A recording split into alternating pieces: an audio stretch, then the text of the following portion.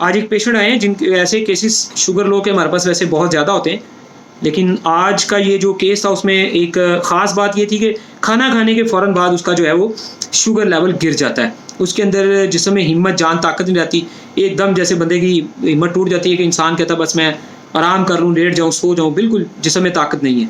तो बेशक आप अपनी तसल्ली के लिए बीपी लो शिकायत होती है, लेकिन अगर आप खाने के फ़ौरन 15-20 मिनट बाद शुगर टेस्ट करवाते हैं, तो वो 100 से कम आएगी। 80 आ जाए, 90 आ जाए, कुछ भी आ जाए। तो इसका मतलब है कि आपका शुगर लेवल गिरा है। तो शुगर लेवल लो होने की वजह से आपको मीठा ज़्यादा खाना पड़ेगा, और शुगर लेवल जब लो होता है तो अक्सर इंसान का बीपी भी लो आता है। तो पहले मीठा ज़्यादा मिकदार में खाएँ, उसके साथ-साथ नमकीन भी आप खाते रहें। तो बहरहाल शुगर और बीपी दोनों चेक किया करें। हर तरह के आजकल जो मसले मसाइल चलते हैं, उनमें बीपी लेवल को चेक करना और शुगर लेवल को चेक करना, ये दोनों चीज़ों को चेक करना बहुत ज़्यादा ज़रूरी है।